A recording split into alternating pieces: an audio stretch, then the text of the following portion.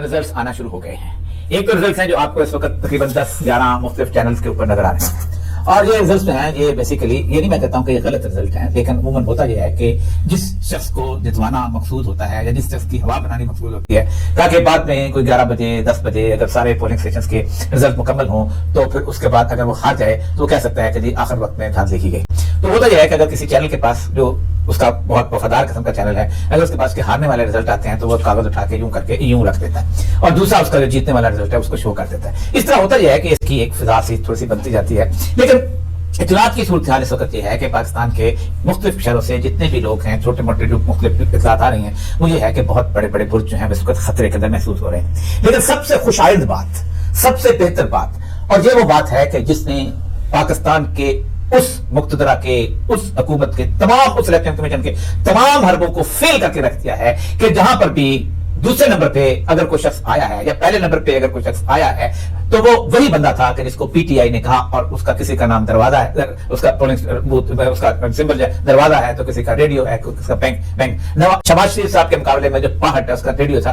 किसी और को फिर वोट नहीं मिला सामने मुकाबले पे वही है। इसका मतलब यह है कि अगर भल्ला निशान जो है अगर मौजूद होता और लोग किसी तौर पर कंफ्यूज ना होते तो ये लोग जो थे इनका कोई नाम और निशान तक नजर ना आता कहीं पर। अब कौन है जो आहट को जानता है जो शहबाज शरीफ के मुकाबले में? हालांकि उस हल्के के अंदर जमात इस्लामी के लियाकत बलोच भी इलेक्शन लड़ रहे हैं, और उसके टीएलपी के एक बहुत मजबूत कैंडिडेट है कि जो उस हल्के के अंदर इलेक्शन लड़ा है। लेकिन पहला जो रिजल्ट है वो यही आया है कि वो इसी तरह उसके अंदर जो मुल्तान के अंदर जो है वो जैन कुरैशी पीटीआई का, लेकिन उसका निशान लोगों को याद है।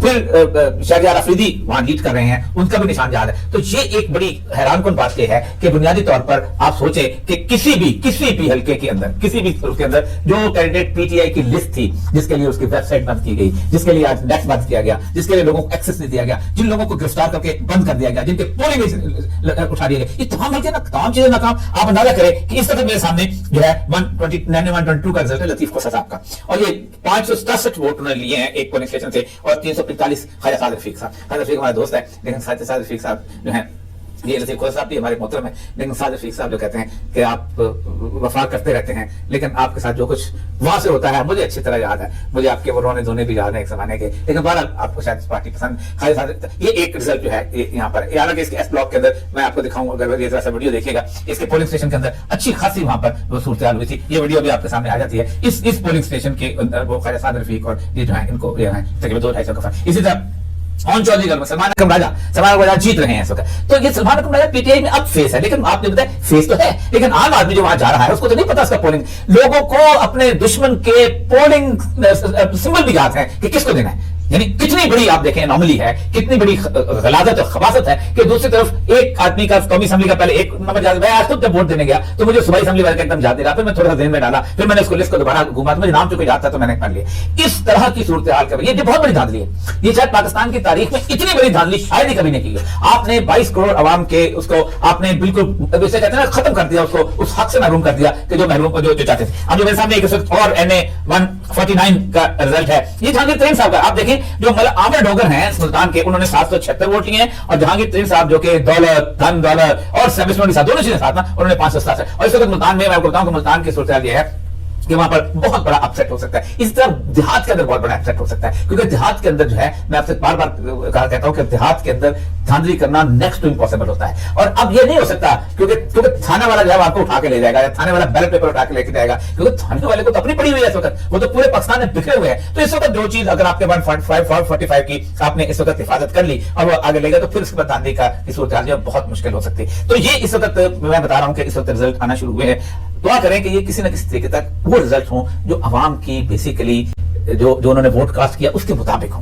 और कहा जा रहा है कि पंजाब का इसको लाहौर के अंदर 50 to 60% के करीब लोग जो है वो इस वक्त निकले हैं और उन्होंने वोट कास्ट किया। और पूरी इस वक्त मुख्तलिफ पार्टियों के अंदर ये तकसीम है, जिनमें लाहौर के अंदर मेन TLP है, जमात इस्लामी किसी न किसी हद तक उन्होंने भी हर जगह खड़ा किया है। और तीसरी बात यह है कि PTI और उसके साथ साथ नून लीग जो है लाहौर के अंदर है। अगरचे के लहू लगा के शहीदों में शामिल होने वाले में एक ऑन चौधरी और दूसरे अलीम खान भी मौजूद हैं।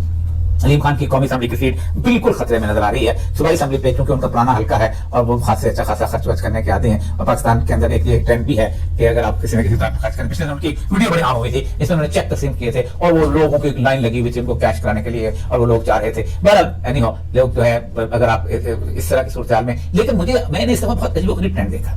गरीब से गरीब आदमी, लेबर, मजदूर, ये लोग वो बिल्कुल इस तरफ तवज्जो नहीं दे रहे। मैं आज एक ऐसी जगह पे पोलिंग में गया कि जहां बिल्कुल आम से मतलब बहुत ही मजदूर किस्म के लोग थे, वहां कोई बिरयानी का स्टॉल नहीं लगा हुआ था, और इसलिए लोगों को उनको अंदाजा था कि ये सूरत हाल जो है ये अपना उनको वोट की तरफ लेकर जा सके। ख्वाजा आसिफ साहब के बारे में हमने बहुत पहले कहा था कि ख्वाजा आसिफ साहब का जीतना जो है वो एक बहुत जबरदस्त किस्म की इज्जत बेइज्जती का मसला बना दिया गया है, और ख्वाजा आसिफ साहब की जिताने के लिए पूरी की पूरी मशीनरी जो है वो लगी हुई है। मुझे इंतजामिया के लोगों ने खास तौर पर बताया कि जिस बंदे की सियालकोट के अंदर पोस्टिंग है वो सबसे मजबूर है पूरे पाकिस्तान में। आई डोंट नो, मुझे नहीं पता क्यों ख्वाजा आसिफ को नाक का बाल बनाया गया है।